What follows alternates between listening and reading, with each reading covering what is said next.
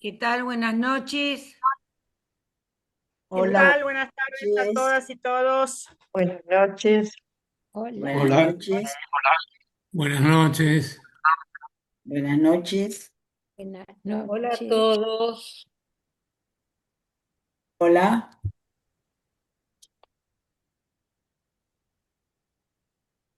Porque no tengo cámara.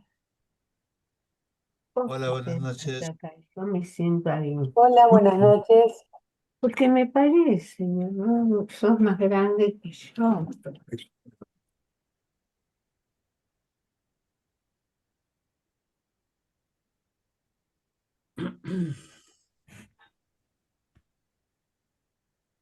Es más que se te vea la cara. ¿Qué sé yo? Sí, ¿no? Porque todo el mundo está con la cámara abierta.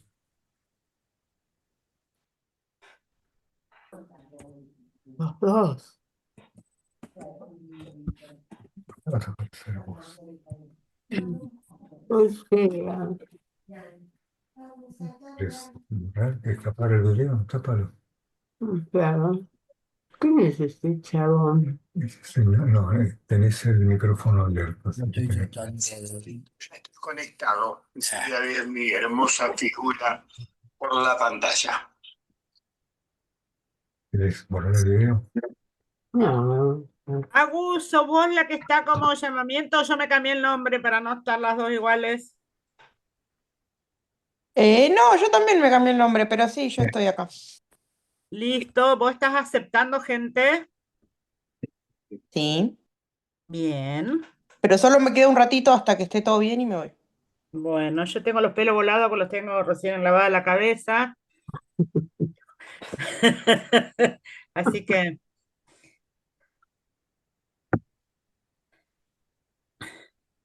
Gente, los silencio a todos y sí, Laura, te silencio a vos.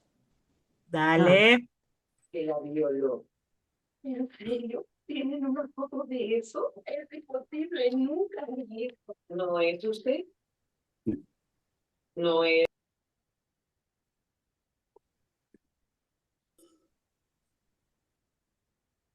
Hola. Hola Elina, ¿cómo estás? Muy bien, gracias. Bien. Vamos a Lina, esperar. bailar. Vamos a esperar como siempre un 10, 15 minutitos y arrancamos, ¿ok? No lo estoy viendo, todavía no entró Jorge, así que vamos a esperarlo. Hola, Buenas buenas noches. tardes a todas y todos. A ver, me está llamando Jorge, perdón. Jorge, ¿cómo estás?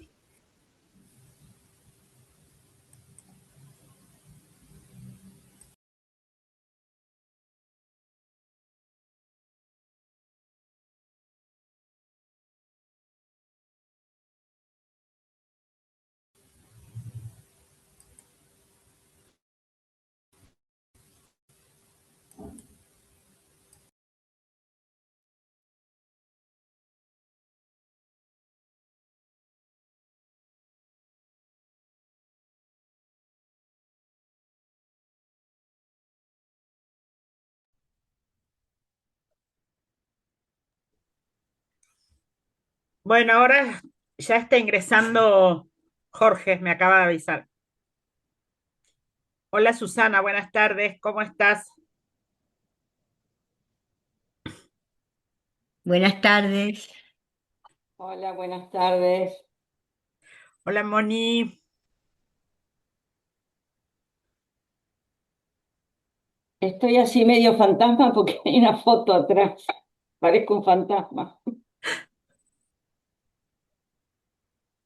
Dice que lo voy a sacar.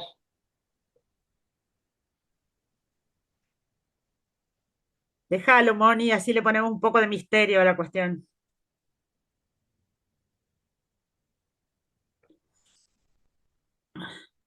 Ahí entra Jorge.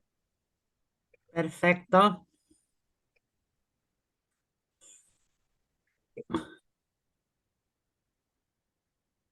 Hola Andrea, desde el lago Puelo, Chubut, qué frío.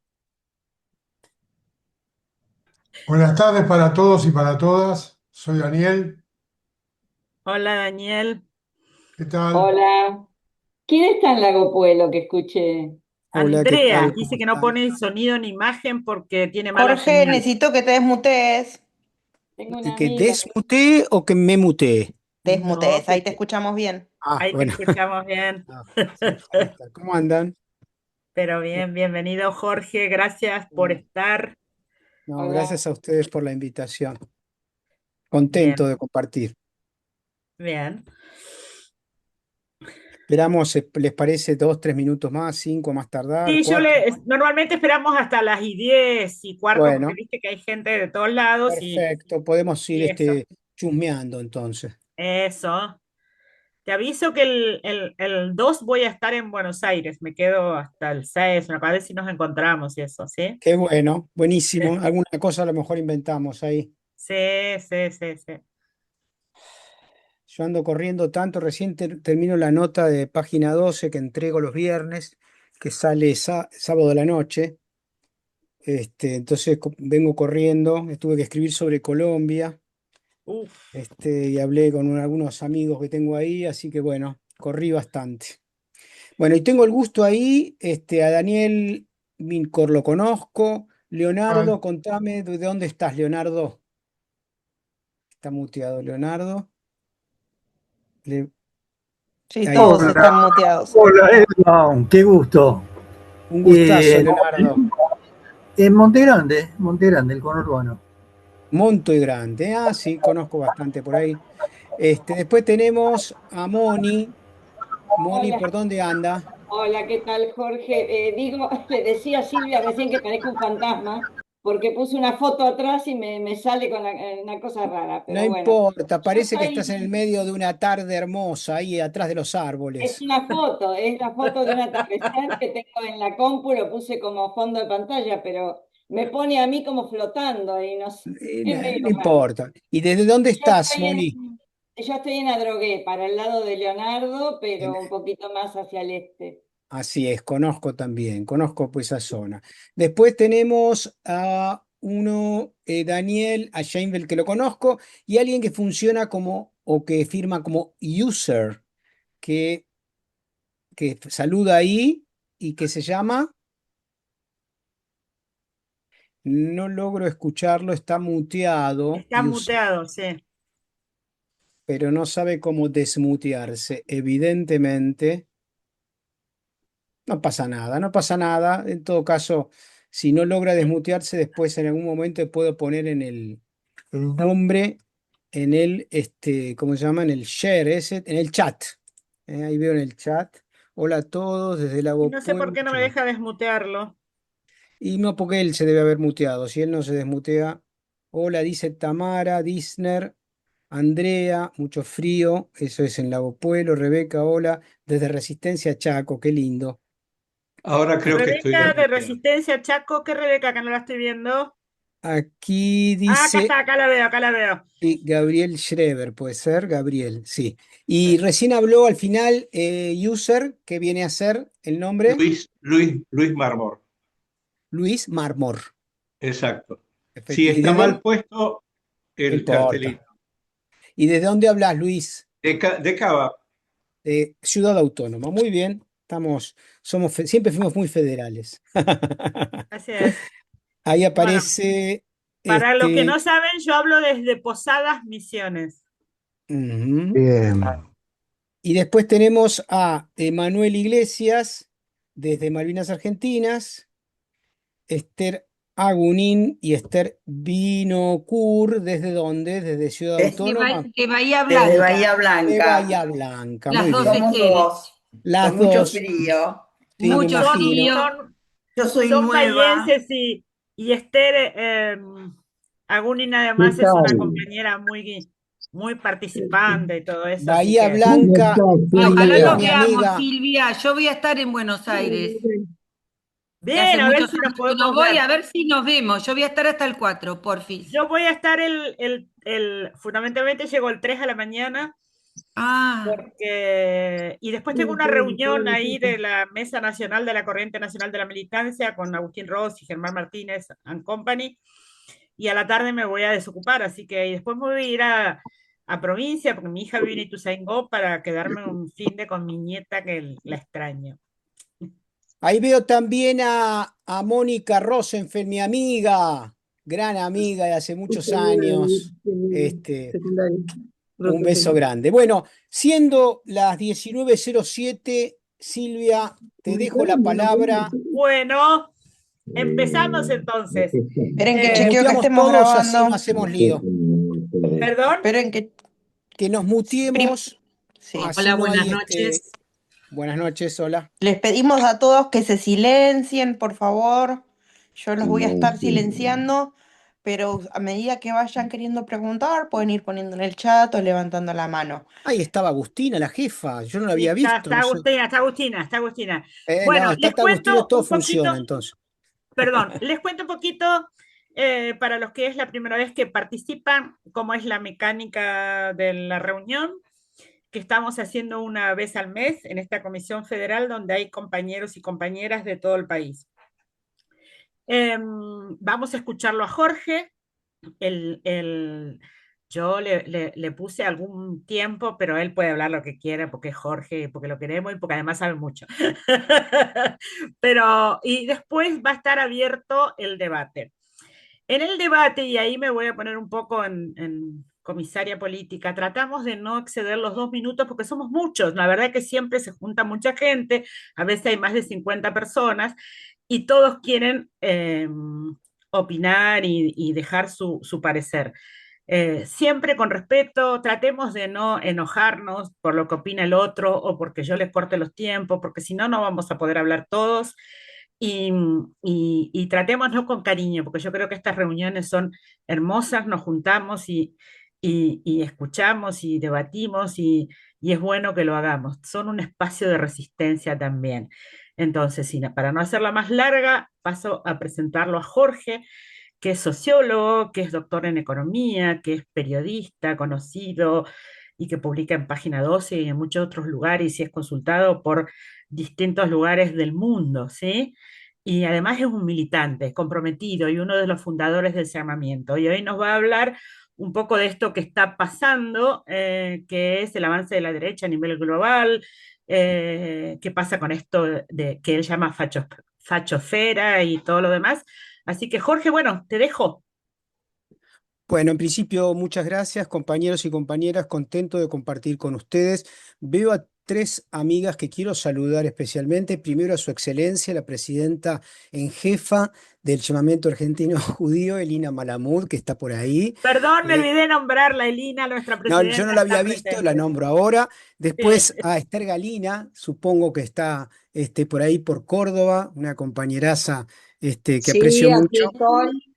Y Silvia Slepoy también, nada más ni nada menos. Y por último, Berta Falikov. Sé que hay mucha gente que me conoce, que nos conocemos, etcétera, pero bueno, estas son tres personas que quería saludar especialmente. Bueno, vamos a lo nuestro. A ver, voy a tratar en 20 minutos, media hora, de hacer un punteo conceptual, no desagregado, de algunas hipótesis, de algunas conjeturas, de algunas proposiciones de índole de ciencias sociales referidas a por qué estamos viviendo en Occidente esta emergencia de una reacción ultraderechista, neofascista, tecnofascista. Después las palabritas las podemos ir acomodando de acuerdo al gusto de quien le interese desarrollar alguna de esas perspectivas.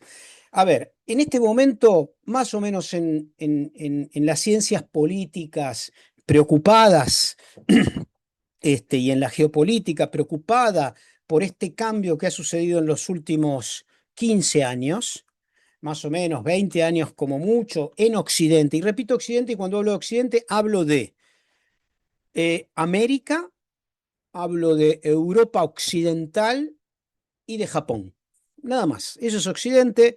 Occidente, digamos, ¿por qué, digamos, Japón está en Occidente, etcétera? Son otras discusiones, pero hay más o menos un acuerdo, un consenso relativamente histórico posterior a la Segunda Guerra Mundial, que después de la derrota de Japón, en 1945, se ha sometido a los intereses de los Estados Unidos. Entonces, de hecho, es uno de los países que tiene más soldados de Estados Unidos junto con Alemania, bases militares, y se comporta de acuerdo a las necesidades, los intereses básicamente de los Estados Unidos. Entonces, Occidente tiene aproximadamente el 25% de la población mundial, 30 como mucho, y tiene en este momento el 28% del PBI global.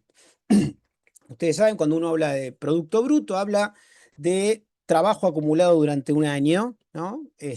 Por la especie humana, y eso se divide básicamente por, en todo caso, las poblaciones o la demografía mundial. En este momento hay más o menos 8.000 millones de personas a nivel global. Si uno hace el PBI global y le resta Occidente, queda más o menos un 60 y pico por ciento, 67, 68% del PBI repartido en el resto del planeta. Y ahí aparece un elemento nuevo, claro, evidente, que es el que vuelve loco básicamente. El primero que lo puso sobre la mesa fue The Economist, que es una revista inglesa, digamos, conservadora, pero con muy buena información y muy rigurosa.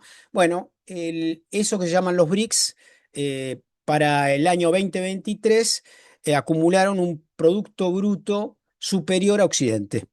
Y eso, ahí obviamente estoy incluyendo, por supuesto, cuando hablo de los BRICS, incluyo a Brasil. Hoy son 10 países, no solamente Brasil, Rusia, India, China, sino que hoy, por ejemplo, dentro de los BRICS está Irán, está Egipto, hay alguna monarquía del Golfo, y otros países, son 10 en total. Esos 10 países más o menos tienen el 33% del PBI global y Occidente tiene el 28 o 29%. Esto, que es una cuantificación, puede ser comparativamente tonta, pero es por primera vez en los últimos 500 años algo que no es Occidente empieza a ser la locomotora de la producción global. Obviamente que cuando hablamos de eso, hablamos fundamentalmente de la República Popular China. Este dato es el que produce una reacción. La reacción, en términos, si ustedes quieren, de psicología política, es la respuesta al miedo. La primera reacción, en la bibliografía, aparece en la Revolución Francesa. La reacción termidoriana es cuando en 1789, 90, 91, 92, 93, empiezan a temer que los jacobinos, le hace Danton, Robespierre, etcétera, puedan ser triunfantes en ese proceso revolucionario y democratizar algo que las burguesías apenas querían que sea al servicio de sus intereses, ¿no? Tiraron abajo la monarquía y hubo una pelea fuerte entre los sectores más, si se quiere, artesanos, proletarios, trabajadores, campesinos, y la burguesía francesa, que terminó ganando esa batalla y logró imponer a un triunvirato y después a Napoleón Bonaparte, una reacción conservadora a ese proceso, sobre todo que fue de 1789 hasta el 93, ¿no? Primera reacción. Esa reacción fue el miedo, obviamente, que tenían a que empiece, por ejemplo, una de los famosos temas de debate era cómo puede ser que voten todos, incluso los analfabetos. Bueno, obviamente la reacción estaba contra el voto universal y obligatorio, entonces, y fueron los victoriosos. La segunda reacción se produce a partir de la década del 20 del siglo pasado. Es una reacción que tiene origen en distintos países, pero el primero más o menos puede ser Italia, en 1923, 22, 23, la marcha sobre Roma, después, 10 años después Hitler, y 3 años después Franco, y otras que se sumaron sobre todo a la orientación reaccionaria europea, que tenían miedo a la Revolución Rusa. En realidad la Revolución Rusa generó otros procesos revolucionarios que no fueron exitosos en Alemania en 1918, con Rosa de Luxemburgo, etcétera, y un montón en distintos países del mundo, y ecos que, si bien no fueron procesos revolucionarios, pero que tuvieron impacto en la configuración social, sindical, y de los partidos socialistas, de izquierda y comunistas a lo largo de todo el mundo. Esa reacción, segunda reacción, terminó con 65 millones de muertos, tomando en cuenta, por supuesto, la invasión de Japón a China en la década del 20, imperial, que desde el 23 hasta el 45 consumió la vida de más de 20 millones de chinos, cosas que por supuesto en Occidente parece no interesarles, pero sumados a los 27, 28 millones que fueron acribillados, asesinados por la Alemania nazi en la Unión Soviética, bueno, tenemos ese número brutal de una reacción que se cobró más de 60 millones de vidas, ¿no? Esa es una segunda reacción. Y hoy estamos viviendo la tercera. Una tercera producto, obviamente, de que de que la República Popular China está ganando una batalla productiva. Nunca la Unión Soviética logró ser más competitivo ni productivo que Occidente. En el mejor momento de la Unión Soviética, digamos, comparativo en términos de su productividad, etcétera, que es la década del 60, apenas llegó a ser el 60% de la competitividad y productividad en términos industriales de los Estados Unidos.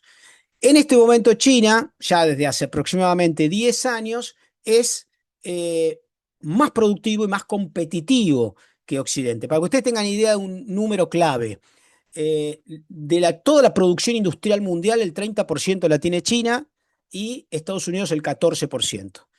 Es casi la mitad. Cuando hace más o menos un siglo atrás, un poco menos, para 1950, el 40% del PBI global era de Estados Unidos en términos industriales y ha caído comparativamente con China en términos relativos en forma enorme. ¿Qué quiere decir competitividad y productividad? Es muy simple. China es más competitivo porque hace las mismas cosas que Estados Unidos, más baratas y mejores, para decirlo fácil. No hace las mismas cosas, pero hace autos. Estados Unidos sigue haciendo autos, aunque los arma en México, en distintos lados, sigue haciendo autos. Ford, General Motors, siguen haciendo autos. Y cuando fue hace 3 años, el CEO de Ford a China a ver los autos, dijo, no, estamos perdidos, esto es imposible poder competir con estos tipos. Primero, por muchos factores. Primero, por supuesto, por un vínculo cultural relativo a la orientación al trabajo. Por otro lado, por la orientación estratégica brindada por el Estado chino, que no se mete en lo que se llama las minucias de la microeconomía, sino que plantea la metaeconomía mediante los planes quinquenales. Ahora, la semana que viene, empieza un nuevo plan quinquenal que te dice para dónde hay que ir, más o menos. Si vos tenés plata, querés invertir en una fábrica de autos a combustión, te dice, bueno, ningún problema, vos lo podés hacer, tenés que pagar 40% de impuesto. Si vos querés hacer autos eléctricos, no pagás impuestos. Simplemente eso es básicamente la orientación estratégica, etcétera, más teniendo en cuenta una orientación vinculada a las relaciones laborales. Y doy el dato porque es muy importante saberlo. Yo estuve varias veces en China. Existen 3 tipos de empresas en China: públicas, mixtas y privadas. Las públicas obviamente están orientadas por el Partido Comunista, que tiene 97 millones de miembros, es menos del 10% de la población de China.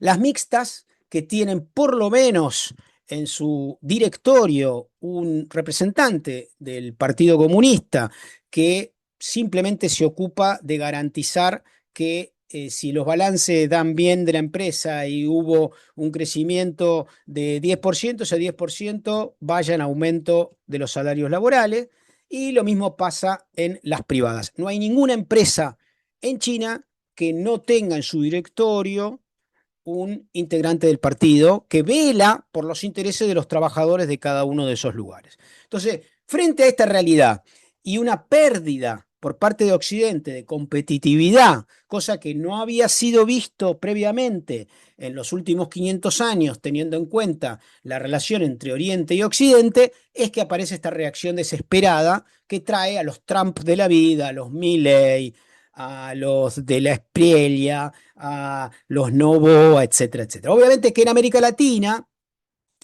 el efecto neocolonial que está presente en la historia de nuestra región hace que tenga mucho más impacto, más aún teniendo en cuenta la historia dictatorial que ha impuesto Estados Unidos con los golpes militares y la influencia económica, cada vez menos, pero sigue siendo importante, y sobre todo cultural, mediático y jurídico. ¿Por qué digo cada vez menos? Porque el primer socio comercial de América Latina y el Caribe, tomado como un conjunto, sacando a México de ese paquete, es China.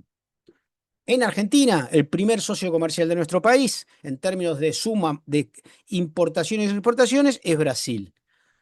El segundo es China. El tercero es Estados Unidos, y eso que nosotros somos uno de los países que estamos todavía más articulados históricamente con empresas transnacionales de Estados Unidos. Pero Chile, un país que sigue siendo de derecha ahora, con Cast, tiene como primer socio comercial a China. Brasil tiene como primer socio comercial a China. Ecuador, por ejemplo, Perú, por ejemplo, tiene primer socio comercial a China. Es decir, las relaciones comerciales tienen que ver con la competitividad, ¿no? Tienen mucho que ver con la competitividad y tienen que ver con el hecho, voy a dar un ejemplo bobo local, con que si yo compro una campera acá en Flores sale 40.000 pesos, bueno, por Temu me sale 28. Y eso es competitividad y productividad. Obviamente que está orientado a una política activa de un país que básicamente pretende darle trabajo a su gente, en el caso de China, y a otro país como Argentina que le importa un pomo si se destruye la industria textil, etcétera, y otra, ¿no es cierto? Entonces estamos viviendo una reacción frente a una situación nueva que asusta fuertemente a los sectores oligárquicos, a los sectores que siempre han concentrado el poder, y de ahí el inconsciente estipulado, vociferado por un personaje como Javier Milei, que dice, graciosamente, los cucas, los comunistas, ¿no? Como si fuese todo un mismo paquete, etcétera. Lo que está hablando Milei, dándose en cuenta, sin darse cuenta, obviamente, es la influencia enorme que está teniendo a nivel global, sobre todo económico, científico, tecnológico y productivo China, que asusta no solamente a Trump, sino también, por supuesto, a personajes como Milei. Ahí terminé de cerrar el concepto de por qué estamos viviendo una reacción que produce, como la produjo en su primera versión y en su segunda versión, una situación de mucha violencia. De mucha violencia, por supuesto, porque lo que se necesita es tratar de impedir que el proceso, la curva de desarrollo productivo, etcétera, digamos, se consolide, y sobre todo, y acá viene el otro elemento, que se rearticule un modelo multipolar en donde China como expresión productiva y Rusia como expresión de la soberanía nacional se consolide como ejemplo para el mundo. ¿Qué quiere decir lo último, ¿no? Lo de Rusia? La realidad es que la guerra contra China empezó por la OTAN, porque China estaba articulándose nuevamente con la Federación Rusa para la primera década de este siglo. Ya habían empezado a planificar lo que se llama el Siberia 1, que es parte de la energía de Siberia rusa necesitada por China para este desarrollo productivo, ¿no es cierto? Entonces dijeron, bueno, ¿qué hacemos para que esto no se consolide? En la década del 70, Kissinger y Nixon dijeron, tenemos que romper el vínculo entre Rusia y China. Aprovecharon desavenencias vinculadas al maoísmo y el estalinismo que habían, etcétera, que sería largo explicar. Viajó Kissinger primero, viajó Nixon después en el 73, 78, etcétera, 75, y lograron romper, y ahí aceptaron a China en las Naciones Unidas, digamos, fundamentalmente en la Organización Mundial de Comercio, ¿no es cierto? Entonces, ahora, eso duró entre el 80, digamos, que empezaron a aceptar las inversiones extranjeras, y la primera década de este siglo XXI, en el cual ya, sobre todo Obama, que fue el primero, dijo, ojo, que están volviéndose a unir China y Rusia, y es una complementariedad muy peligrosa para Occidente. Entonces lo que tenemos que hacer es ver si podemos empezar a meterle quilombo en las fronteras a Rusia, en todas las fronteras, por ejemplo en Chechenia, por ejemplo en Georgia, por ejemplo en Ucrania, y a ver si logramos que se preocupe por otras cosas que por articularse nuevamente con la República Popular China. Bueno, nosotros conocemos ya cómo fue el desenlace, la guerra de la OTAN contra Rusia tiene básicamente a los ucranianos como carne de cañón, pero no ha impedido esa rearticulación. De hecho, ya firmaron hace poco el Siberian 2, que permitiría a China tener gran parte de la energía que antes iba para Alemania, a través del Nord Stream 1 y 2, que eran unos caños grandes que había en el Mar del Norte, ¿no es cierto? Que los destruyeron, etc. Entonces, la reacción se suma al hecho de que aparece una articulación multipolar que desafía el unilateralismo de Estados Unidos, generado a partir del consenso de Washington, de la implosión de la Unión Soviética y fundamentalmente de el establecimiento del neoliberalismo como única orientación económica a nivel global. Y quiero explicar algo de esto, aunque sea 5 minutos. El neoliberalismo, por supuesto, proviene de una teoría económica neoclásica del siglo XIX, con variantes, estuvo no digo en la clandestinidad, pero en minoría de las tradiciones económicas en Occidente mientras duró el keynesianismo, el estado de bienestar. Pero el estado de bienestar, los 30 gloriosos que le llaman, que va de fin de la Segunda Guerra Mundial hasta la década del 70, generó una caída de la tasa de ganancia de los empresarios. Y es fácil, ¿por qué? Porque era en pleno empleo. Cuando vos tenés pleno empleo, tenés sindicatos más fuertes, tenés como empresario muchas dificultades para conseguir otros empleados, porque hay pleno empleo. Los empleados en Occidente, sobre todo, tienden a pedirte mejoras salariales y mejores condiciones de vida. Esto puja sobre tus capacidades para poder explotar, siendo empresario, a los trabajadores, perdés tasa de ganancia. Esa pérdida de tasa de ganancia llevó a que muchos de estos tipos, los perdidosos, digamos, empiecen a ver alternativas. Se juntaron en Mont Pelerin, en unas montañas, y recuperaron las tradiciones neoclásicas, sobre todo con Milton Friedman y la Escuela de Chicago. ¿Qué decía básicamente? Hay que cagar a los laburantes, hay que lograr que los estados permitan a los empresarios una desregulación. ¿Qué es la desregulación? Y esto explica muchas de las cosas de la Argentina también.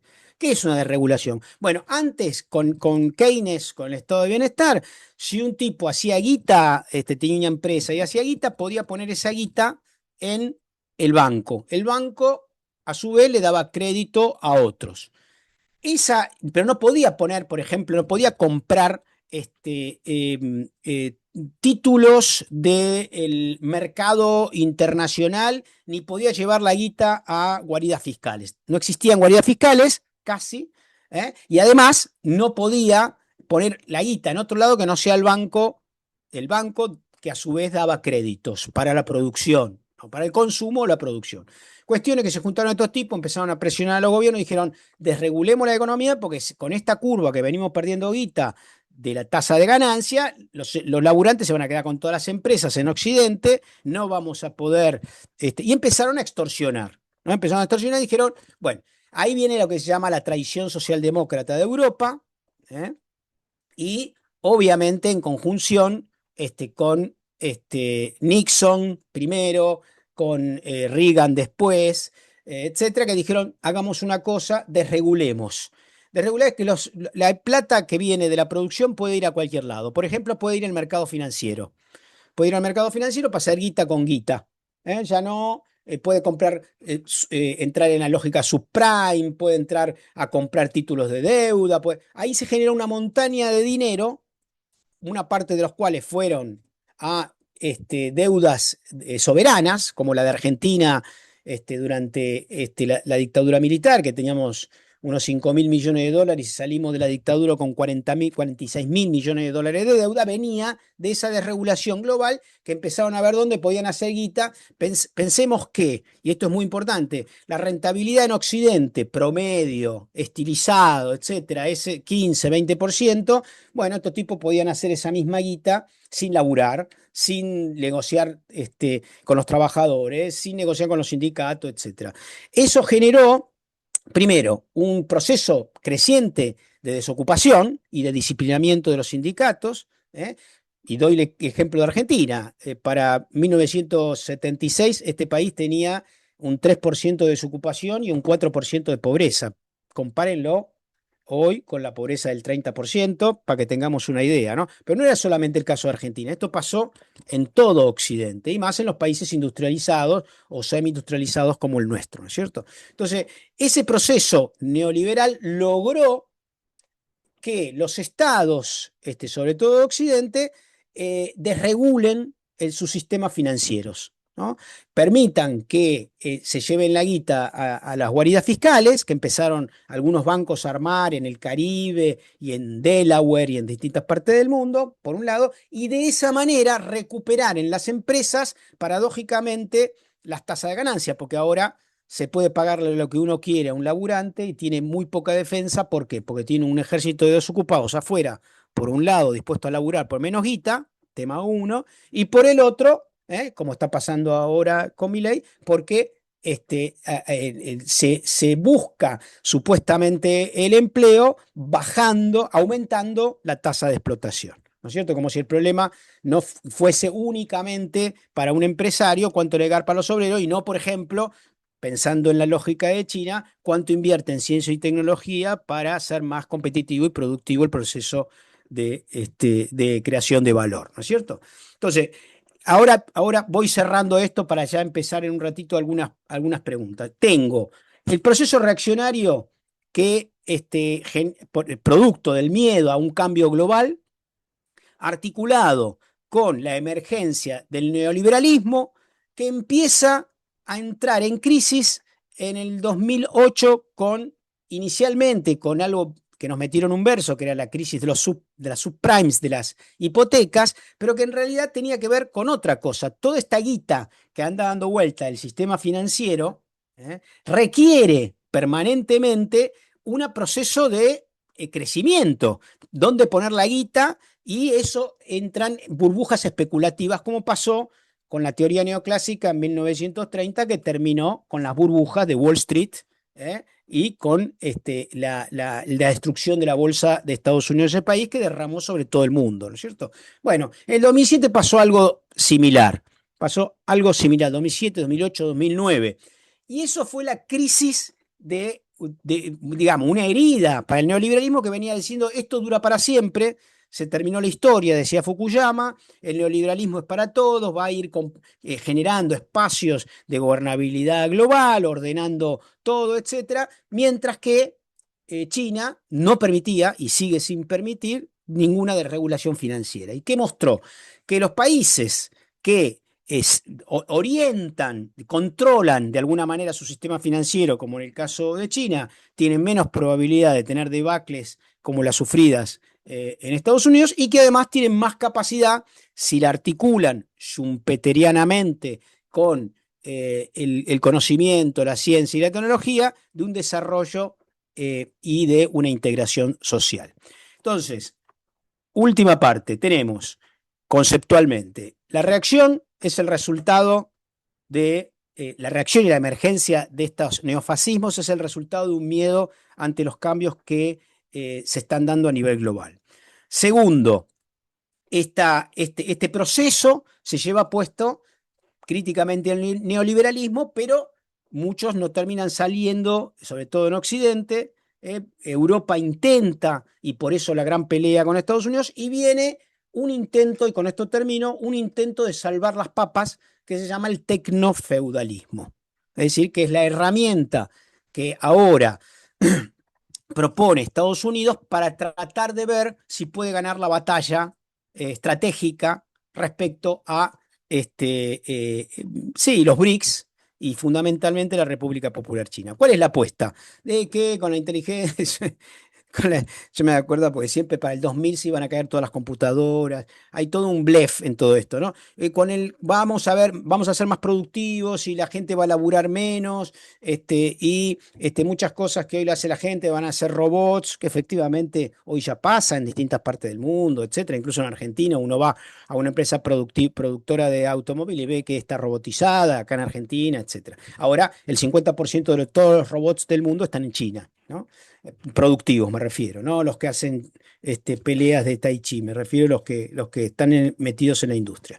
Entonces, esto es un intento de escapatoria por parte de Estados Unidos, que le pide, por ejemplo, a Europa, y esto es una gran pelea, no me regules la inteligencia artificial, déjame las redes sociales libres porque ahí tengo los datos necesarios para retroalimentar permanentemente mis discos rígidos enormes con los que voy a ir aprendiendo y entrenando a mis máquinas para poder dar respuestas más adecuadas, etcétera, etcétera.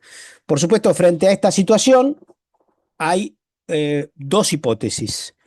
Va a ser exitosa y va a ser un fracaso. Yo sostengo, pero esto como en el mundo de la ciencia funciona así por falsación, sostengo que va a ser un fracaso, va a ser un estrepitoso fracaso, y que es simplemente un manotazo de ahogado, como los que hace Trump en términos geopolíticos, para tratar de acomodar la situación a una debilidad que no soporta. Intenté hacer una síntesis mínima, conceptual. Estoy abierto a preguntas, críticas, cuestionamientos, puteadas, lo que ustedes consideren adecuado. Bueno, pero levantando Jorge, la mano. Primero, gracias, y gracias por tu final optimista. Digamos que nos hace falta. Yo creo que cada uno que quiera opinar, levante la mano, le daremos la palabra, y vuelvo a pedir que sean breves, cosa de que podamos hablar todos, y esto tiene un final, el máximo es hasta las 9 de la noche. Aviso para que después cuando yo diga que se corta, no empiecen a protestar. Gerardo levantó la perdón, mano. simplemente una cosa, Silvia. 8:30 se quedan charlando solo porque me tengo que ir. Así acá, perfecto, listo, no hay drama, no hay problema. Bueno, Gerardo levantó la mano y después Daniel, ¿sí? Adelante, Gerardo, desmuteate. Bueno, buenas noches. Bueno, estimado Jorge, gracias por venir. Nos vimos el sábado Te recuerdo. Y nos vemos en el ICP bastante seguido. No, yo lo que quería era que redondees un poquito esto con un tema que es muy importante, que tiene que ver con Palantir y la inteligencia artificial, porque creo que ese tema va en un camino que a lo mejor nos tiene que empezar a preocupar, sobre todo por el dominio de la subjetividad que pueden llegar a ser, y sobre todo porque, bueno, no es no es menor que este muchacho Peter esté siendo vecino de Mirta Legrand y Susana Jiménez. Y no es casualidad, ¿eh? No vino no vino por nada turístico, me parece. Así que creo que ese es un tema que redondea un poco lo que estuviste hablando. Porque vos hablaste de la productividad de China, y yo creo que también China le está sacando ya una diferencia tecnológica impresionante a Estados Unidos, que es lo que profundiza esta competencia. En Estados Unidos se reciben, eh, creo que 300.000 ingenieros y en China 1.200.000. Y se anotaron ahora para el nuevo proceso selectivo en ingeniería. China tiene 12.000 universidades en todo el territorio, creo que perdón, 1.200 universidades, y se anotaron 12 millones de estudiantes para el nuevo ciclo, con lo cual la diferencia tecnológica va a ser a paso geométrico. Así que bueno, me gustaría que Sí, profundices voy a en ese tratar aspecto, gracias Gerardo, es muy por importante lo favor. que decís, y voy a tratar de hacer obviamente una respuesta para todas las preguntas que haya lo más corta posible. Palantir es una empresa ligada a la inteligencia artificial y es la primera que hizo el salto a los aspectos militares. Su contrato más importante es de ser proveedora del Pentágono. ¿Qué vende? Muy bien, a partir de la información que tiene de nuestro celular, etcétera, vende, por ejemplo, dónde está en este momento Jorge Elbón para el caso hipotético que quieran mandarme un misil por la ventana, ¿no? Para dar un ejemplo, ¿no? Y no solamente eso, sino, por ejemplo, también para ubicar, voy a dar un ejemplo que no di, a ver qué voy a inventar ahora, para ubicar a todos las personas que tengan padres grandes en la Argentina para decirles a través de mensajes, de reels, de videitos, de publicidades, de mensajes supuestamente mandados por seres humanos reales, de bots, etcétera, etcétera, que Axel Kicillof está pensando la idea de agrupar a todos los viejos en el medio de la pampa, para que salgan más baratos para el PAMI. Digo una imbecilidad que, ¿no? Bueno, teniendo en cuenta que de esos detectados que tienen padres mayores de 80, 90 años, saben que el 10% le van a creer. ¿Mm? El resto 90 lo dejamos porque esos 90 lo podemos agarrar por otro lado. Pero sabemos que esos 10 lo vamos a enganchar.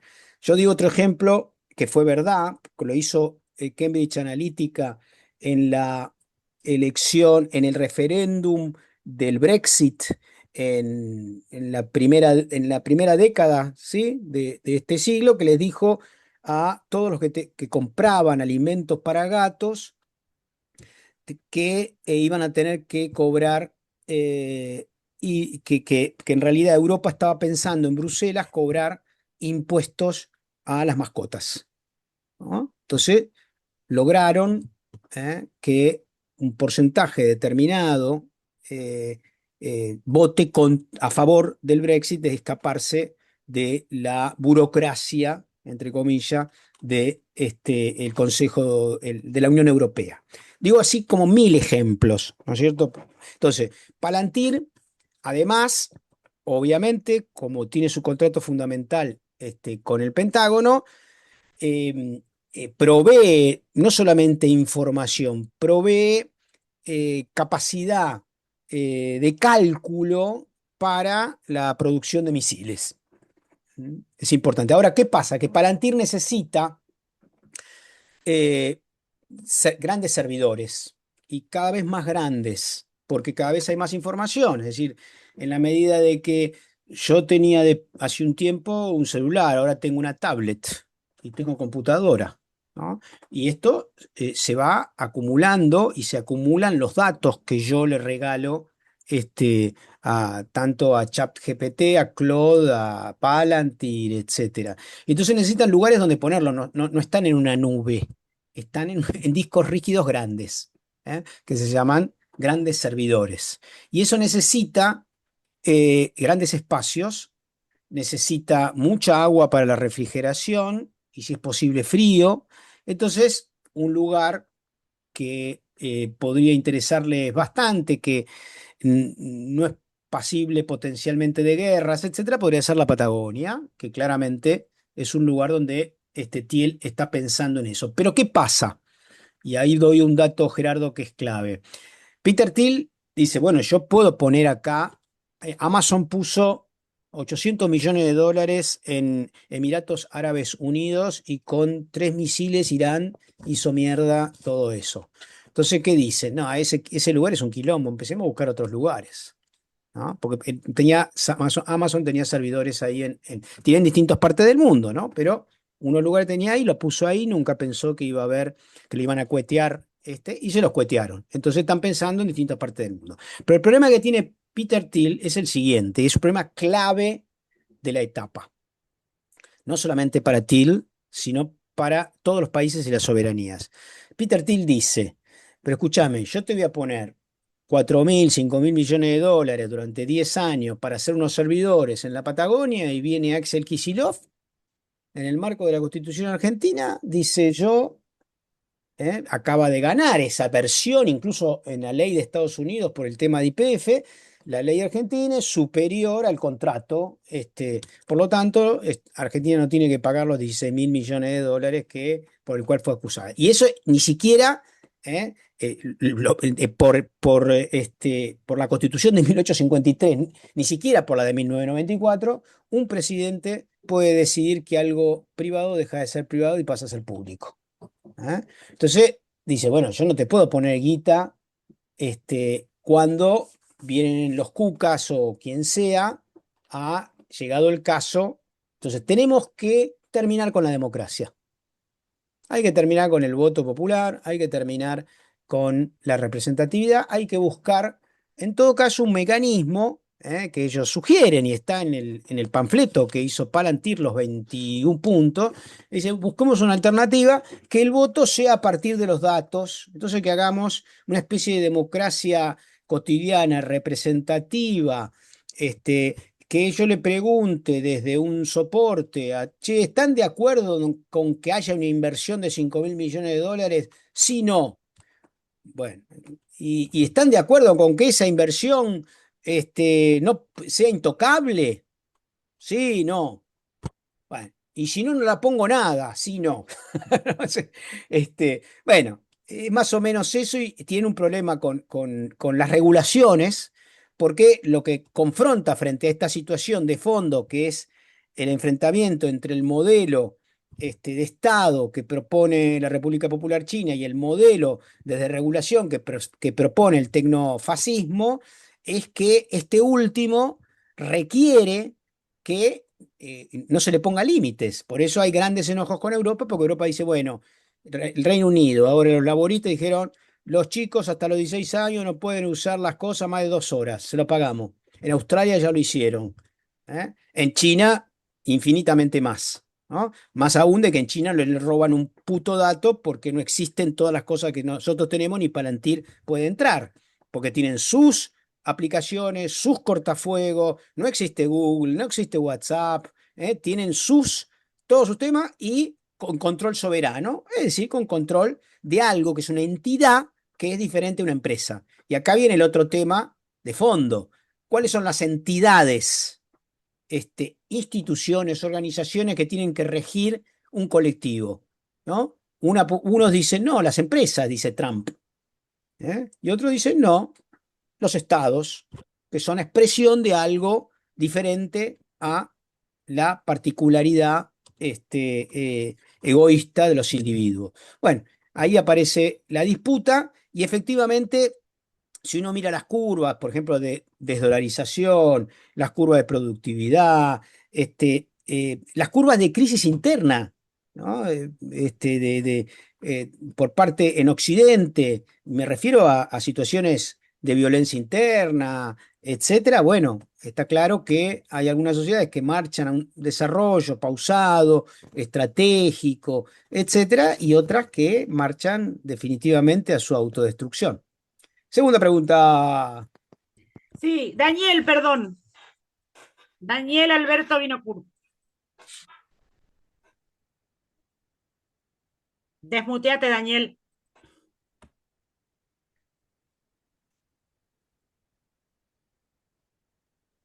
Gracias. Buenas noches para todos y para todas, Buenas noches. especialmente para Jorge, y sin dejar de lado todo el esquema global que presentaste vos y que habló recién el compañero, tratando de hacer la pregunta en un sentido local y argentino, concretamente, con la situación que estamos viviendo a nivel mundial y particularmente la que estamos viviendo en nuestro territorio, con un 30% de pobreza que vos nombraste, ignoro el porcentaje de indigencia y el de desocupación, con la destrucción de la industria, de la tecnología, de la salud, de la educación y de todo lo que están por romper y van a seguir rompiendo, y con una incertidumbre que como ciudadano no debo ser el único ni muy original en estar en ver incierto el panorama. ¿Qué actitud podemos tener perteneciendo a la oposición como para, no sé si paliar, pero para sufrir menos lo que estamos sufriendo en este momento, a pesar de que yo y creo que los que estamos aquí participando de este Zoom,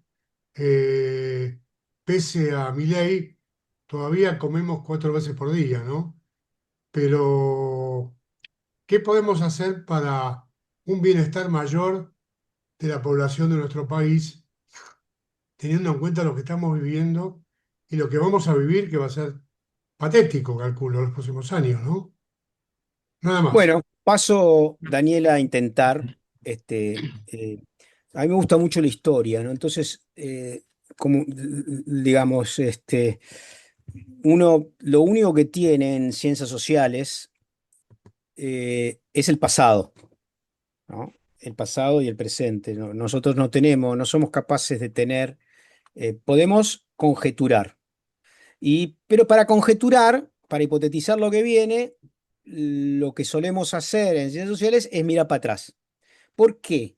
No porque por capricho, sino porque hay una dinámica de aprendizaje incluso subliminal, inconsciente de las sociedades que hacen que determinadas memorias existan y queden larvadas de alguna manera hasta que se ponen a caminar nuevamente. Y doy esto digo porque esto que estamos sufriendo va a terminar, muchachos y muchachas, va a terminar.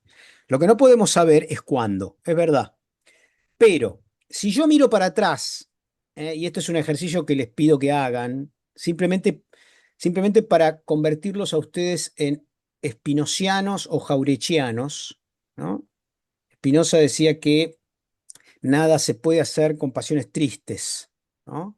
Porque cuando nos logran doblegar emocionalmente, en nuestro estado de ánimo, perdemos la capacidad de luchar, de resistir y de poner entusiasmo vital en lo que hacemos, ¿no?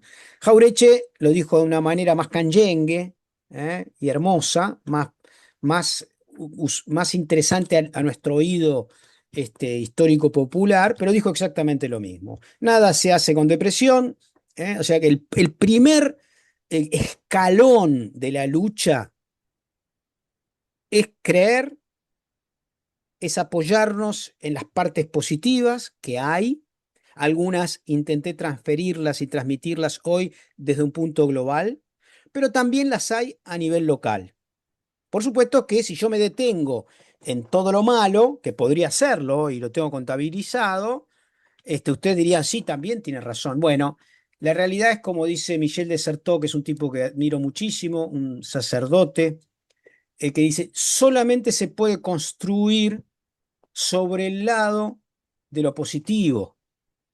Parecido, tiene algo de vitalismo y de Spinoza, pero es decir, y todo lo que fue construido positivo, de lo que nosotros sabemos de nuestro pasado, incluso personal, fue el resultado de haber creído y de haber puesto en valor la esperanza, incluso a costa de equivocarnos. Entonces, recién ahí, de este prólogo, si quieren un poco filosófico, les digo, no solamente esto va a pasar, sino que va a pasar más temprano de lo que nosotros sucedemos. Si nosotros ponemos a ver el mes posterior al triunfo de Mauricio Macri en las elecciones de medio término, todos nos queríamos matar, y un año después eso se cayó a pedazos y perdió la elección con un mal candidato que se llamaba Alberto Fernández.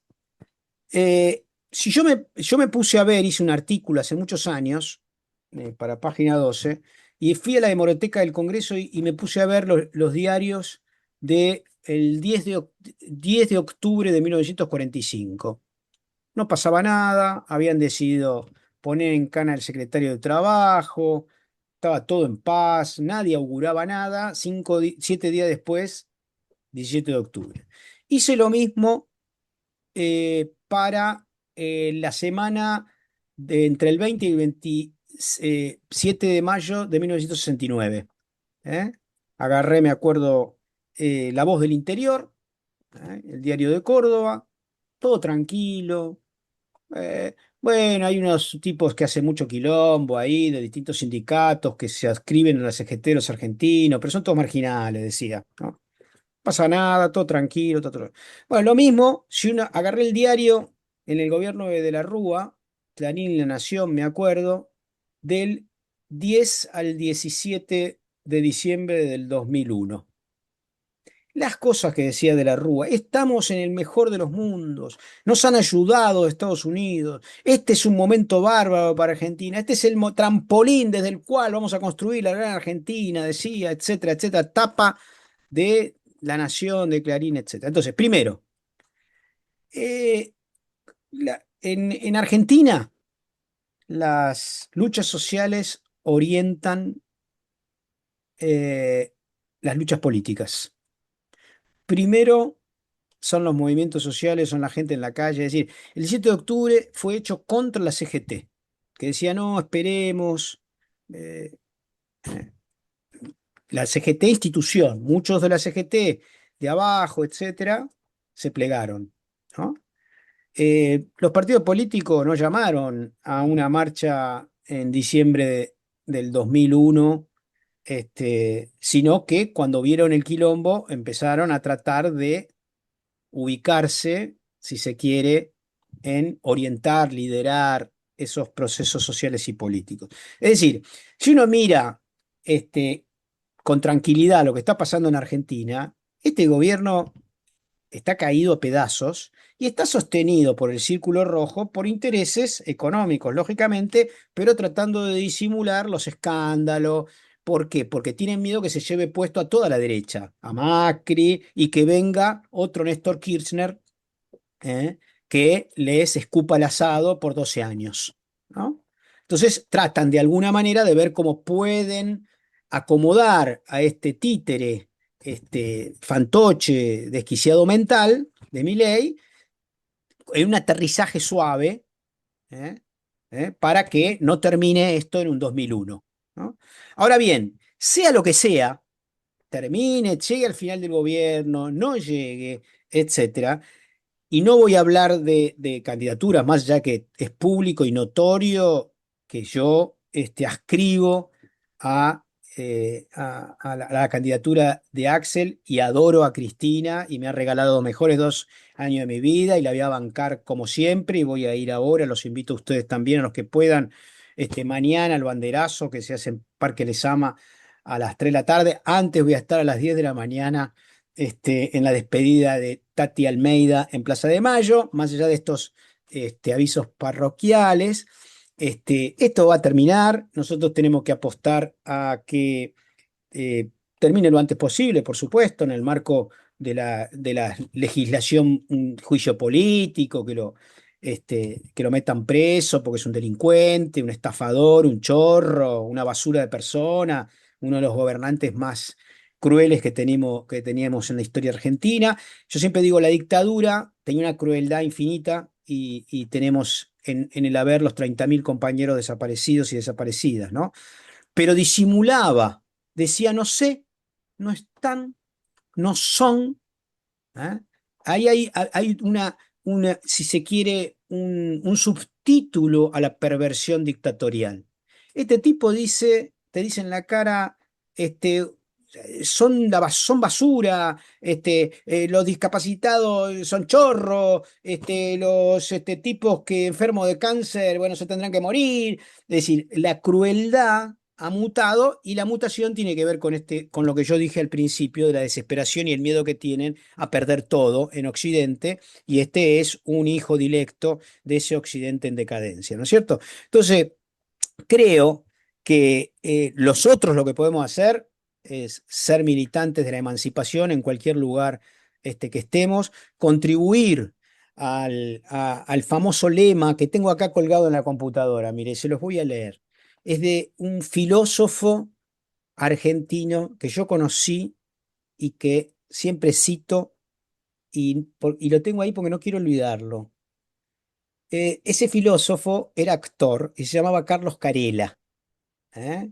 Y decía, cuando los compañeros se olvidan del enemigo, empiezan a pelear entre ellos. Entonces yo no voy a participar ni ahora ni nunca de luchas fratricidas, invito a que no lo hagan, más allá de tener posicionamiento como lo tengo yo y que como pueden tener cualquiera, pero yo no voy a pegarle a la Cámpora, no voy a pegarle a Cristina, a pesar de estar involucrado militantemente en la candidatura de Axel Kicillof, porque todos esos tipos son mis hermanos y van a estar de mi lado en el momento que me vengan a buscar. Así que eso creo que son dos consejos, sugerencias que digo. Militar desde nuestro lugar, virtual, esto también es militancia, virtual, real, en la esquina, y tratar de contribuir a sacarnos de encima esta maldición, que también es el producto, digámoslo, de la pandemia, que no elegimos, y por supuesto de la traición, creo yo, de Alberto Fernández. Pero eso no lo dije en su momento, a pesar de que lo pensaba, porque no creía que contribuía a la estabilidad de que era un gobierno popular y Alberto Fernández al lado de Milei es el Che Guevara.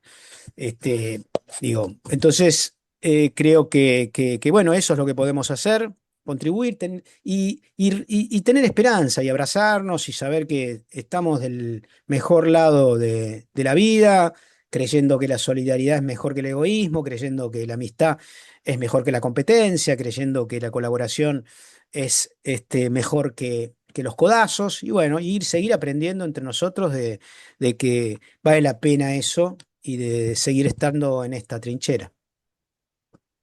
Bien, Manuel Iglesias tenía levantado la mano, pero se fue. Manuel. Bueno, vamos a Leonardo entonces. Leonardo. Hola, bueno, Ah, perdón, Manuel, dale. Perdón. Dale. bueno, no, un poco, a ver, yo estoy muy, no sé cómo decirlo, decepcionado eh, por todo lo que estamos pasando como argentinos. Yo tengo 72 años, creo que acá unos cuantos somos más o menos de la edad, pasamos la dictadura, pasamos un montón de cuestiones y tuvimos los años del kirchnerismo con Néstor, con Cristina, estuvimos en una posición con los sueldos más altos en dólares de América Latina y de pronto estar pasando por esta situación no lo entiendo, todavía no lo puedo comprender, no puedo comprender cómo puede ser que Cristina esté imposibilitada de participar políticamente, no puedo entender cómo todavía tenemos una parte de la justicia que es la parte que parece que es la que domina, que es la que decide por todos nosotros, y siento como que estamos atados de pies y manos. me siento con una desesperanza, realmente bajé la mano porque me parecía que tampoco quiero eh, llenar de esta cuestión. Mañana pienso ir a Plaza Lezama, pero porque por otro lado me niego a bajar los brazos, pero no lo hago con tanto optimismo, digamos. ¿Qué quiere que les diga? Eso, bueno, nada, eso quería decir. Gracias, Manuel. Yo yo no lo vi a Manuel, no logré encontrarlo, lo estuve buscando en todas las cosas, no logré encontrarlo, pero no importa. Insisto con algo que es un despertador emocional. No, yo no soy consejero, yo soy sociólogo, no hago, ¿cómo se llama? Neurolingüística. Digo, pero creo que es verdad, estamos viviendo un momento terrible, pero es un momento para pelear, ¿no? Es un momento para defenderse, es un momento para juntarse con los compañeros que la están pasando mal, es un momento para tirar lazos. Yo, perdón, que voy a dar un ejemplo, ¿no? Yo en la dictadura estaba en el colegio secundario, ¿no? Y yo militaba en una organización, estaba en el Pellegrini, y militaba en una organización que se llamaba Hombre Nuevo. Era la organización de la Juventud Guevarista. Eh, por aquel momento, una compañera eh, de la JUP, más grande que yo estaba en tercer año, ella creo que estaba en quinto, había sido secuestrada. Y obviamente había mucho terror, y logramos encontrarnos con una tía, ¿no? De ella, que estaba destrozada, por supuesto, ¿no? Y me acuerdo que el grupo de pibes, que medio todos estábamos, qué sé yo, jugábamos a la clandestinidad, digamos, ¿no? Em, Nos llevó una noche al balcón de su casa y nos dijo, una boludez, ¿no? Pero a mí me quedó toda la vida, ¿no? Ven, está de noche, pero va a salir nuevamente el sol mañana. No dejen de pelear, cuídense mucho, no vuelvan a esta casa. A mí me quedó muy fuerte eso. La piba apareció, otros no, del colegio. Hay como 40 pibes desaparecidos del colegio, Carlos Pellegrini, pero creo que son momentos, y eran momentos duros. Yo veía a las madres como en lo peor de su inmenso dolor y me acuerdo de la sonrisa de Tati. No puedo evitar pensar en los grandes sufrientes de la historia, cómo recuperaron y nos dieron fuerza para pelear en los malos momentos, incluso en su vida muchos peores que estos, infinitamente peores. Perder a un hijo es lo peor que le puede pasar a una persona. Y sin embargo, esa gente nos entrenó. Así que yo lo que pido, lo que sugiero, es que no bajemos la cabeza y no dejemos atravesar, porque el primer triunfo del poder es deprimirnos. Es el primer triunfo. Desde ahí es todo más fácil para ellos. La desesperanza, el no entender qué pasó. No, sí, hay que entender lo que pasó. Nos duele, pero hay que entender lo que pasó. El movimiento nacional y popular se equivocó. El otro juega también, ¿no? Nosotros no jugamos solos. Esto es un tango. La derecha en Argentina juega y juega fuertísimo. Y es criminal y asesina y brutal, y lo ha sido siempre, desde el 28 que fusiló a Dorrego en adelante. Digamos. Y bueno, esos señores juegan, siguen jugando.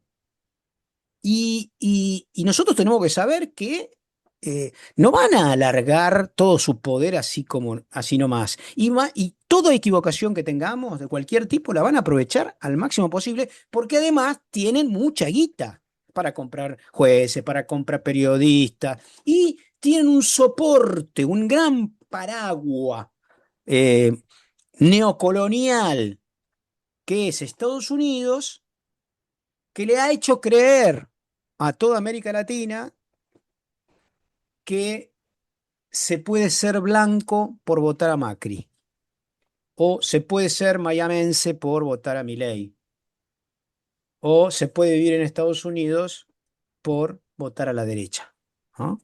Bueno, esa infraestructura emocional, colonial, que todavía sobrevive en nuestro país, explica por qué muchos compañeros trabajadores votan a sus verdugos. Y van a volver a votar. Uno piensa, yo miré los números de 1973 cuando Perón ganó por el 63% de los votos, la distribución, ¿no? Bueno, descubrí que la elección que más votos sacó, creo, no sé si Irigoyen me parece que sacó más en la segunda, en el 28, pero uno de los presidentes que más sacó votos en la historia argentina fue Perón en 1973, luego de Cámpora, sacó el 63%, y empecé a buscar en las barriadas populares qué porcentaje habían votado, que no habían votado a Perón, ¿no? Bueno, el 15% de los trabajadores no habían votado a Perón. Trabajadores incluso del Gran Rosario, de las villas, etcétera, etcétera. Habían ido a votar y no habían votado. Es decir, ¿qué quiero decir? Que hay algo que tenemos que asumir, que el otro juega. Obviamente el monopolio mediático tiene un rol importantísimo, ¿eh? Pero también con el monopolio mediático en el 73 logramos que por lo menos no se vote a la derecha en aquel momento. Así que, digo, lo primero, compañeros y compañeras, es levantar la frente, saber que esto es parte de una pelea, que es hermosa esta pelea, que se la debemos a los que pelearon antes y que no podemos aceptar en nombre de ellos deprimirnos. La verdad, yo no lo acepto y sugiero realmente que hagamos este entrenamiento, ¿no? Que tiene un soporte filosófico de alegría, ¿no? Estamos peleando por algo maravilloso. Incluso podremos perder. Pero nadie nos va a sacar el gusto de haber pasado por acá, habiendo estado de un lugar lindo, qué sé yo, adecuado, y peleando contra los monstruos, peleando contra los enemigos de la vida y de lo humano y de la vida en general y de la naturaleza y de los animales. Digo, así que bueno, yo me pongo loco, digo, y les pido disculpas, porque mi sensación es que la depresión, el estado de ánimo, las pasiones tristes, como decía Spinoza, es el triunfo del poder, ¿no? Entonces, hacer un ejercicio por, bueno, enriquecernos con este tipo de encuentros, fortalecernos y saber que, bueno, que esto es parte de la pelea y que cuando llegue el momento de triunfar nos abrazaremos, como ya nos hemos abrazado en otros momentos, en la época de Néstor y Cristina, y que estoy convencidísimo que lo vamos a volver a hacer. Bien, Leonardo, una cosita. Primero, Rosa y Moni, se me había bajado la mano. Yo en realidad estaba antes de Leonardo, pero bueno, es cortito lo mío. Pero adelante, Leonardo, te escuchamos.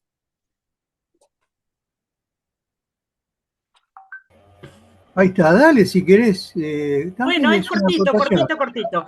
Dos cosas. Uno con respecto a lo que dijo Jorge de cómo se usan las nuevas herramientas para segmentar y convencer. Acá tuvimos el experimento hace bastante, es un ejemplo que yo doy siempre a mis alumnos, que fue lo de Filmus, cuando entraron a llamar a todos los porteños que se pudo llamar, a decir que el padre de Filmus era un corrupto y que era un arquitecto, cuando el Perdón, padre de Filmus era Silvia, un señor Silvia, que creo. discúlpame, Silvia, no fue solo los porteños.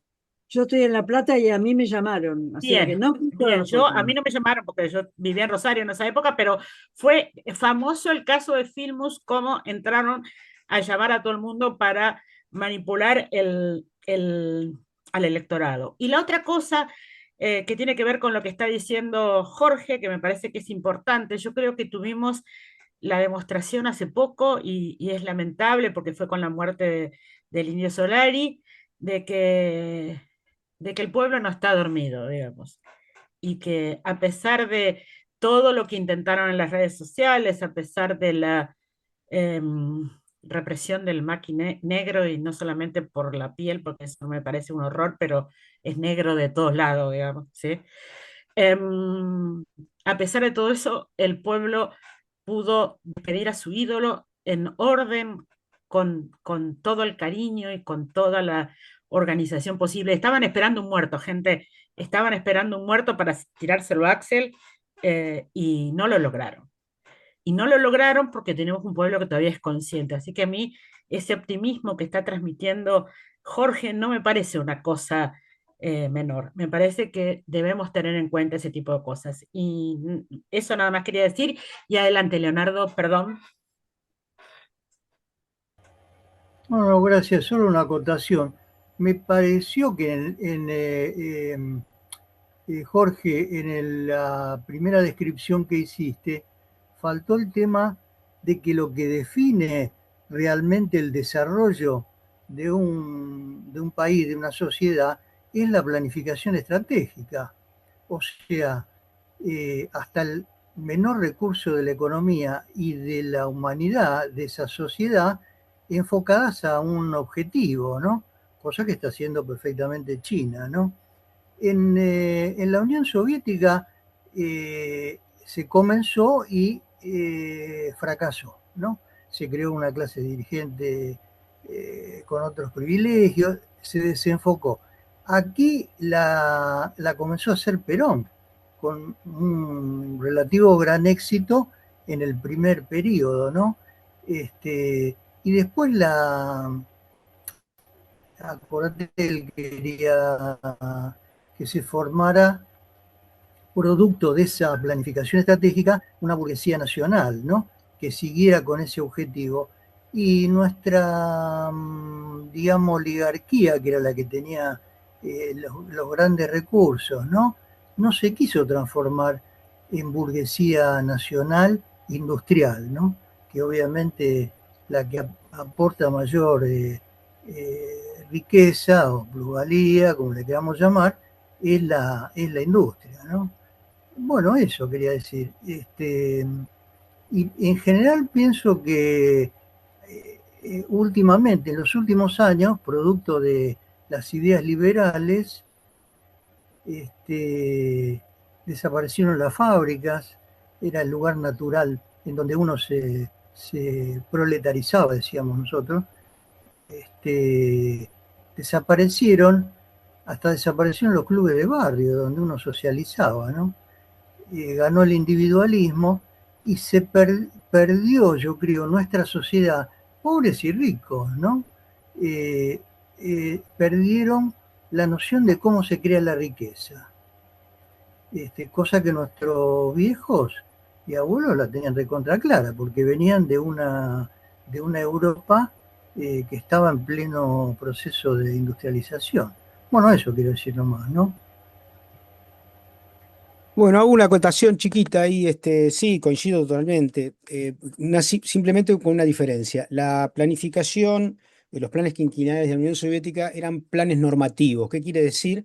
Que decían, bueno, para este mes tenemos que hacer 30 lamparitas, para otro 50, para otro 80, etcétera. Entonces se regulaba, decía, bueno, no llegamos a hacer 30 lamparitas, bueno, vamos a llamarle la atención al gerente que hace la lamparita, hicimos 29, etcétera. Esa planificación es la que fracasó. Lo que no fracasó, que es lo que hace China, que es lo que se llama la planificación estratégica en términos, o en realidad sería meta estratégica en términos de los planes quinquenales. ¿Para dónde vamos? No es que yo voy a decir qué es lo que vamos, yo Estado no digo qué es lo que vamos a hacer.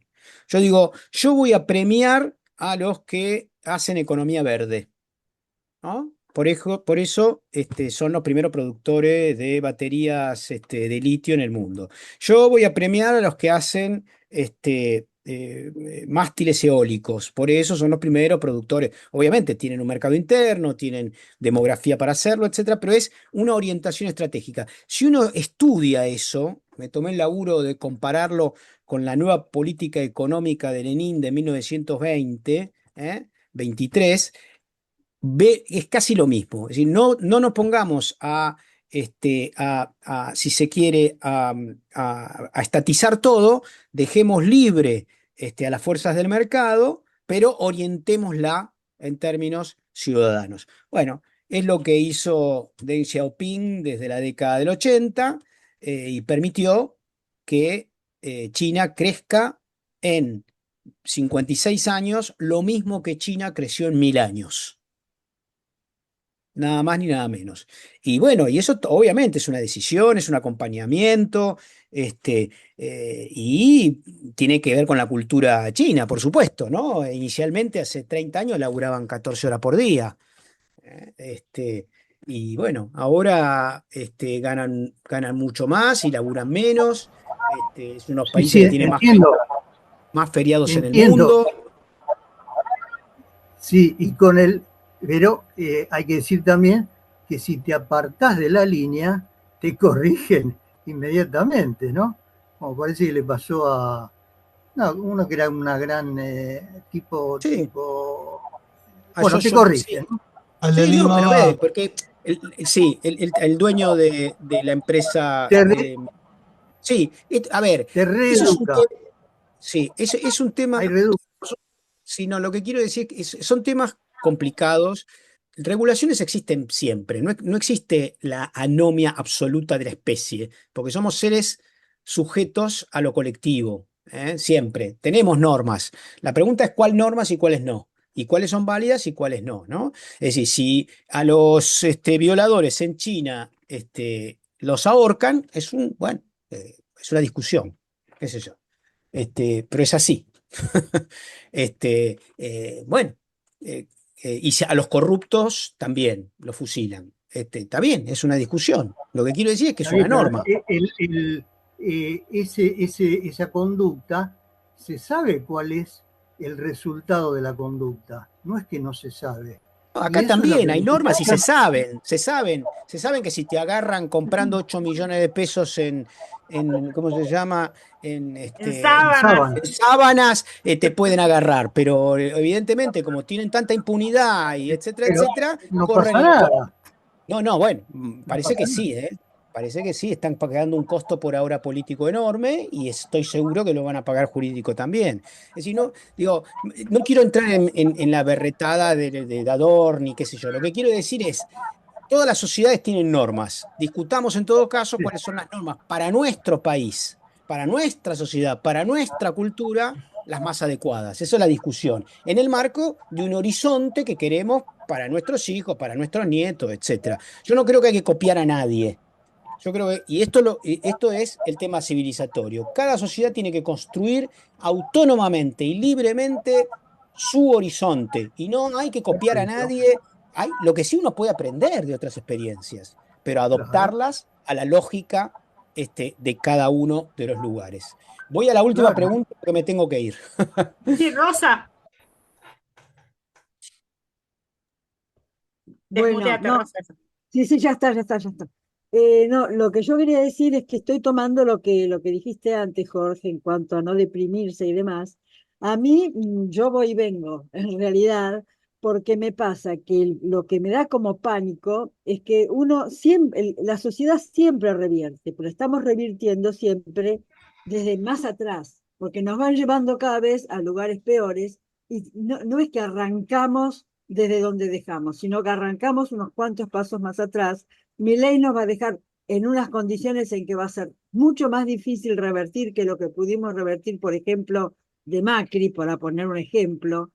Entonces, hay momentos en que esto me lleva para el lado de no, esto no tiene arreglo. Y en realidad, si uno se pone en ese lugar, realmente no tiene arreglo. A mí me parece que realmente lo que nos pasa en la historia es la llama de un fósforo. Yo creo que eso hay que tenerlo en cuenta, que los momentos son coyunturales y que las coyunturas en el momento nos parecen que es todo, que es la vida, que es el universo y que es eterno. Y la coyuntura es un momento. Y ese momento se pasa, pero se pasa si uno trabaja para que pase y trabaja con fuerza. Y para tener fuerza es cierto que hay que estar esperanzado. Si uno no tiene esperanza, listo. Es cierto que la única batalla que se pierde es la batalla que se abandona.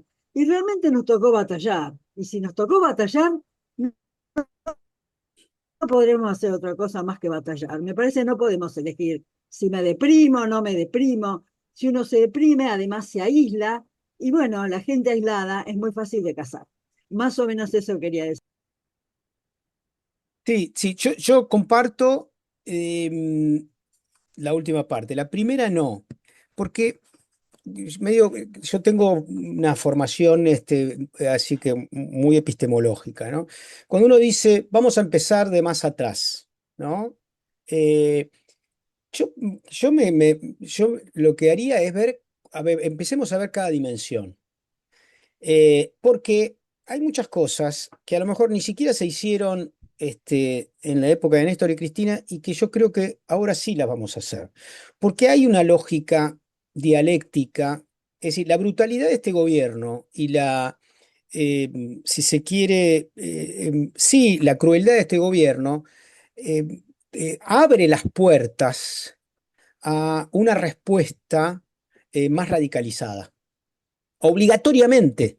Es decir, como te empuja a que vos, de la misma manera que Sturzenegger mostró una montaña de papeles de todo lo que iba a hacer, de las regulaciones, nosotros no lo hagamos, pero vamos a tener un montón de papeles que al otro día que gane Axel va a empezar a tramitar. Entonces, yo no estoy muy seguro que la historia sea una escalera que uno sube y baja escalones. Yo creo que son procesos dinámicos, complejos, en donde hay a veces saltos de calidad, ¿no?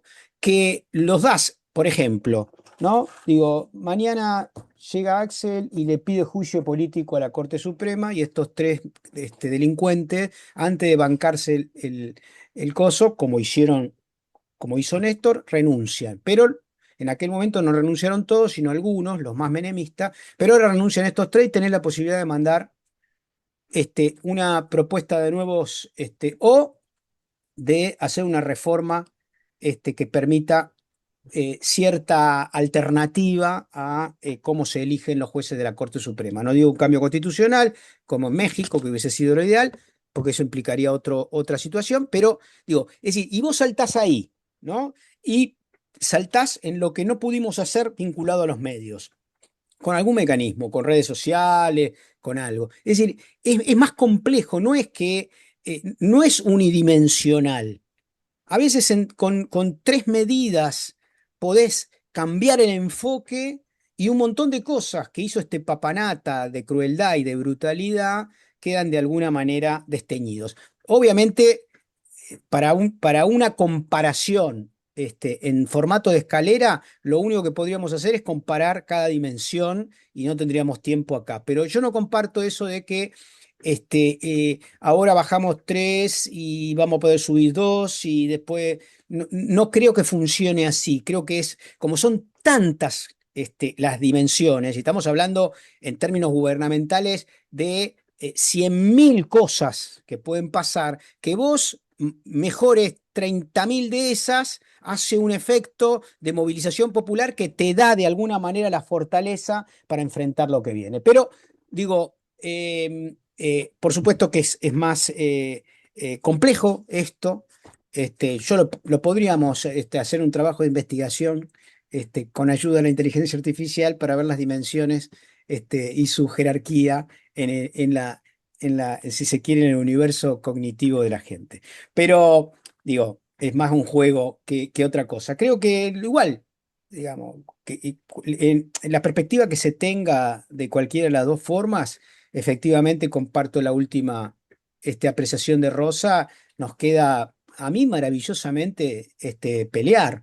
Digo, y lo digo, la verdad, estoy contento de poder seguir peleando y con un montón de compañeros que pelean como yo y no arrugan y honran a aquellos que pelearon antes y nos cagamos de risa de estos paparulos crueles soretes, y lo vamos a seguir haciendo. Y bueno, y yo creo que eso, por lo menos, me parece en términos de metalenguaje es lo que yo quisiera transmitirles a ustedes, más importante que los contenidos geopolíticos o económicos, ¿no? Es más importante esto último que otra cosa, porque nos debemos esto desde una organización política como el Llamamiento Argentino Judío, y nos debemos esto también como argentinos, ¿no? La verdad que nuestra historia es maravillosa también. Por supuesto, como dice la canción, que probablemente vuelva a ser cantada en formato futbolístico dentro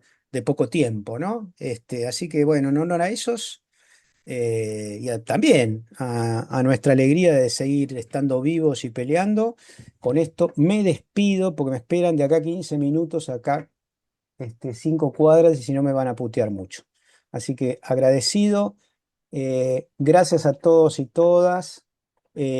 Hagamos en un tiempo otra, aunque sea sobre otro tema, y creo que está bueno, y felicito a los compañeros de la Comisión Federal por estas movidas tan importantes y bueno, y enriquecedoras. ¿Eh? Así que un fuerte Gracias, abrazo. Jorge. No, a todos Gracias, te agradecemos Jorge. a vos. La verdad que acabo de poner ahí en el chat nuestro, Jorge la está rompiendo y realmente fue así. Yo rompo Así que, bastantes platos, eso seguro. pero realmente fue un placer, fue hermoso todo lo que dijiste y escucharte y la pasamos muy bien. Muchísimas Muchísimas gracias. gracias a todos, un fuerte Gracias, abrazo Jorge, y besos gracias. para todos. Chau, Gracias. chau. Beso Gracias. enorme, Mañana a las Jorgito. 10 Muchas en gracias. la plaza para Mañana a las despedir 10 a para Tati. despedir a Tati, y a las 3 de la tarde en Parque Lesama A para las bancar a 13 en Cristina. Parque. Chau, chau. Para pedir por Cristina libre. Cristina es Así es. inocente. Así Bien, es. compañeros, había manos levantadas. No sé si quieren expresar lo mismo, porque eso, se La pueden expresar lo próxima mismo. levanto la mano antes para poder preguntar, antes de que Jorge se vaya. Pero bueno, Bien. los tiempos son así. Lo que habría que tratar de evitar, propongo, es cuando alguien interviene, que desarrolla una idea, empieza el diálogo con Jorge y deja fuera a gente que quiere preguntar, digamos. Bueno, De alguna y todo manera eso, todo evitar es eso. mejorable, Moni. Vos sabés que Eso, vamos totalmente. evolucionando, porque la primera vez fue un lío, la segunda vez más Sí, o me menos. acuerdo, yo estuve. La vez Sí. pasada creo que no nos agarramos medio a los sillazos porque No, estábamos por Zoom. olvídate. Como dijo Bueno, Jorge, me parece que hay que pelear aprender entre a nosotros y acotarse. ubicar cuál es el enemigo. No podemos empezar Eso. Pero con bien, el tema de las diferencias pequeñas, pero bueno. compañeras y compañeros, realmente ha sido un placer compartir con todos. Estuvimos más de 60 compañeros de todo el país realmente. Yo creo que estas cosas hacen bien y creo que desde el llamamiento agradecemos toda la participación de ustedes y a las compañeras y compañeros que ayudaron en la organización de esto, por supuesto, de la Comisión Federal. Y, y bueno, eso. Hay una próxima ya prevista para el 17 de julio, pongo el aviso parroquial, que es para seguir un poco con este tema, hablando de la cuestión de los gemelos digitales y del uso de nuestros datos. Está convocado el compañero Agustín Rossi, el diputado Agustín Rossi. Así que, bueno, espero que les interese y que participen también. Ya les va a llegar el flyer, por supuesto, con el aviso y todo lo demás. ¿Sí? Perdón, Silvia, te hago una pregunta porque tengo amigas amigues que no han podido estar y preguntan si esto queda grabado en YouTube, si tienen la posibilidad de Sí, lo escuchar vamos a subir a simultáneo. YouTube, queda grabado, se estuvo grabando, de hecho, se está grabando todavía, creo. Sí, se está grabando Ajá. todavía. Así que queda en YouTube y eso. Y cuando tenga la grabación, yo lo comparto en los grupos, así que lo vamos a tratar. Le Bueno, voy a decir gracias. a Agus que también lo pongan novedades, así lo reciben todos, ¿ok? Y Ok. ahí vi que estaba Silvia Levín del Chaco, querida amiga. Te quiero mucho y me alegra que hayas estado. Así que, Besos Silvia Vaca y Silvia Levín. Hola, gracias. Yo también me alegro, aunque al principio tuve llamadas telefónicas y por eso quiero volver a escuchar la grabación para agarrar el no hay principio. problema, lo vamos a compartir. Bueno, Esther, perdón, seguís con tu mano levantada. ¿Quieres agregar algo? No hay ningún problema. Esther. Bueno, Esther estaba tejiendo recién, me dio mucha envidia, hace siglos que no tejo. Yo la veía tejer y me dio mucha envidia. Bueno, sí. Hola, sí, digo algo Dale, cortito. Te escuchamos, Estoy dale. tejiendo para el nieto. Hermoso. No, lo único que quería decir respecto yo también me he sentido muy bajoneada, pero creo que lo mínimo que tenemos que hacer es sostener los contactos, sostener los encuentros, que cuando se produzca algún hecho puntual donde tengamos que responder todos, y más allá, y cuando hablo de todos, no solo los que pensamos igual, sino con la mayor cantidad de gente posible, para que cuando sea el momento en que haya que salir y gritar, estemos ya conectados. Entonces, esto ya es un avance, es un elemento de resistencia. Eso es lo que me parece que es lo mínimo. Después, todo lo demás, sobre eso, va a estar excelente. Muchas gracias, compañeras. Es así, esto es un espacio de resistencia y vamos a tratar de sostenerlo todo lo que se pueda y yo creo que también debemos aprender de nosotras, y perdón los compañeros que nos ponga de ejemplo, pero debemos aprender de las mujeres. Las mujeres son las que más rechazan el modelo y más rechazan a Milei, y son las que realmente luchan y han luchado cada día por su derecho y van a seguir luchando, vamos a seguir luchando. Así que yo creo que ese es el ejemplo a seguir. Y bueno, y nada más. Aplauso para todos ustedes y gracias por haber participado. No, Chau, chau. Gracias a vos, Silvia, excelente. Excelente tu conducción. Muchísimas Chao, gracias. muchas Muchas gracias. Estuviste bárbaro, Silvia. Excelente, Silvia. Estuviste muy Gracias, bien. Silvia. Gracias, Muy Agustina. bien, Silvia. Abrazo, abrazo para todos y todas. Chao, chao. Excelente encuentro. Chau, chau. Me alegro, corto, ¿eh? Chau, chau. Chao.